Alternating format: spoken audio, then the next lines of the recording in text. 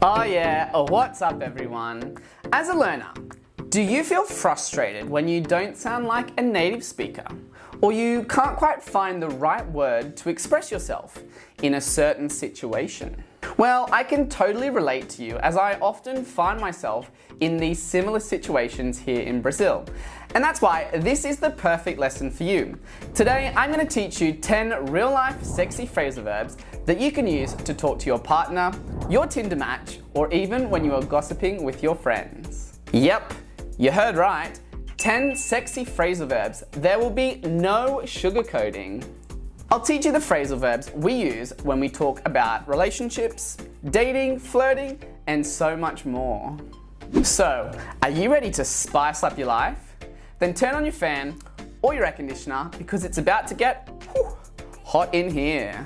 Now, make sure you watch until the end because I have a bonus tip about the secret of using phrasal verbs in real-life conversations. And you're also going to practice choosing the correct phrasal verb to use in a text message conversation. So don't go anywhere. Now, before we start, I want you to think whether you use phrasal verbs when you speak.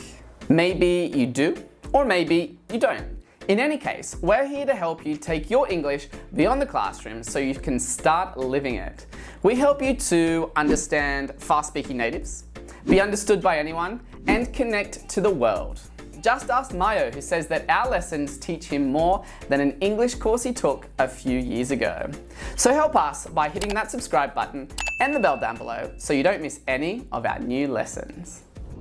Now, just to be clear, a phrasal verb is an idiomatic phrase consisting of a verb and another one or two elements, typically either an adverb or a preposition. For today's lesson, I'm going to share a story with you. Let's say my friend Angela, who had been single for a while by the time she met this guy Harry. Now, the first phrasal verb is to check someone out. So Angela and Harry's story started in a club. She was there having a drink with a couple of girlfriends when one of them said a guy was checking her out. You know, when you are in a place and there's that one person looking at you from a distance with interest, or when you see someone you find attractive and you keep looking at them and trying to identify if you should talk to them or not. That's it. To check someone out is to intensely look at a person because you feel an instant attraction to them. The second phrasal verb is to hit on someone. Well, after some time of constant eye contact, they both hit the dance floor for a little boogie. They had been dancing from a distance, but then Harry came closer and closer to Angela. That's when he finally built up the courage to hit on her. He started flirting by saying he couldn't stop looking at her and that she had a smile that would brighten up the darkest room. Romantic, right? To hit on someone is to show that person in a direct way that you are romantically or sexually interested in them. More often than not, the person will use some sort of pickup line like, "There's something wrong with my cell phone. It doesn't have your number in it." Or, "I'm no photographer, but I can picture us together." Normally a pickup line is used to break the ice and to show the other person your sense of humor. What's your best pickup line? Leave me a comment down below. Number 3 is to hit it off.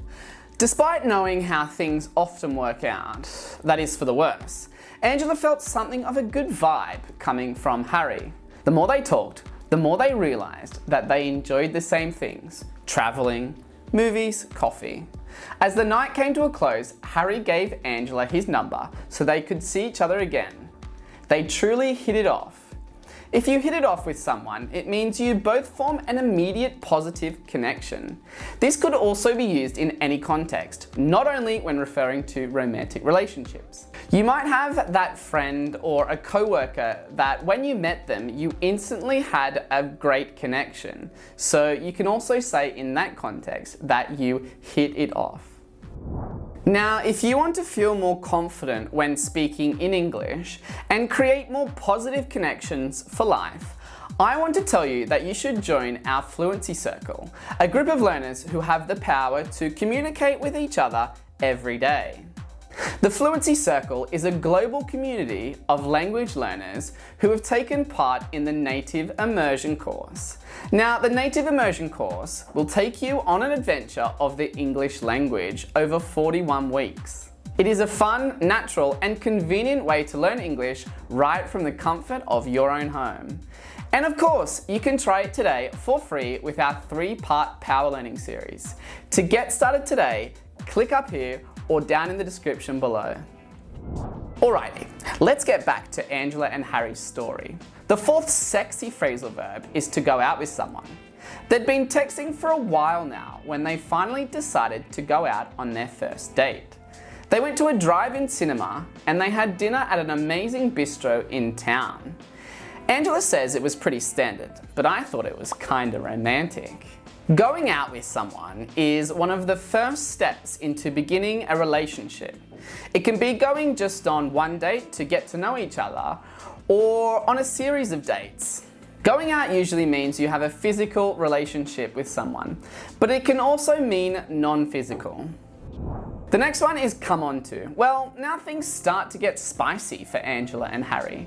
After a couple of very successful dates at the drive-in and at the ice skating rink, both Harry and Angela noticed that they were coming on to each other. That is, they were both trying to take their relationship to the next level. To be romantically or physically involved. To come on to someone then is to clearly show the person you're sexually attracted to them and interested in being romantically involved with them. The next one is to make out. When you go out with someone and you come on to each other, it's just natural that you make out at some point, right? That's what happened to Angela and Harry once they both realised they had the same feelings. By the end of their third date, they were already making out. Make out means to passionately kiss somebody for a long period of time. We often see our favourite actors and actresses making out in movies and TV series. To turn someone on. Now, take a look at a text Angela sent me after one of her dates with Harry.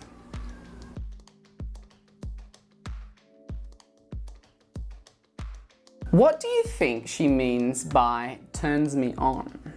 A, she gets scared. B, she gets excited. C, she gets provoked.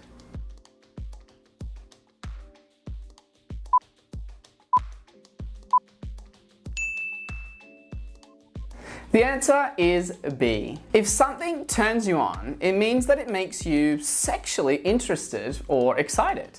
You can also change it into a noun, a turn on, and say, for example, confidence is a big turn on for me. Just so you know, Ethan, Andrea, and I made a podcast lesson on how you can use dating apps to improve your English. So when you're done with this lesson, make sure you check that one out. The link is down in the description below. Now, the next one is to hook up. Now, remember the first text I got from Angela?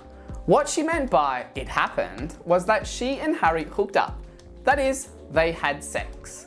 Now, if you've been following their story so far, you know that they are not yet in a serious or exclusive relationship. So when you say two people hooked up, it means they started having casual sex. You can also use hook up as a synonym for make out, but in this context, it would mean just to kiss. So be careful, it can mean to kiss or to have casual sex. The next one is to get it on. As is the natural course of a romantic relationship, the parts involved get it on. This means they have sex. For example, after a couple of dates, they finally got it on. When people are in love, however, they may refer to it in a more romantic way and say to make love instead. The opposite of it, when someone just goes from one hookup to another without committing to anyone, you may say this person is fooling around. Lastly, spice things up. If you've been together with someone for quite some time, you may fall into a routine, so you may want to try new things to make your relationship exciting or interesting or sexy again. This is to spice things up. It's the opposite of making something boring. The nice thing about this phrasal verb is that you can use it in many different contexts and not only in relationships. For example, They exaggerated the details to spice up the story, or to spice up my life, I decided to travel to Europe. So if those 10 sexy or hot verbs weren't enough for you, it's now time for my bonus tip about phrasal verbs, which I promised to you at the start of this lesson. Phrasal verbs are oftentimes complicated for a lot of learners. So much so that many of my learners don't use them when they know they should. When you learn English at school, you often learn or are taught their synonyms. For example, to give up means to quit. So I often hear my students using the regular verb, quit, instead of the more natural phrasal verb, give up.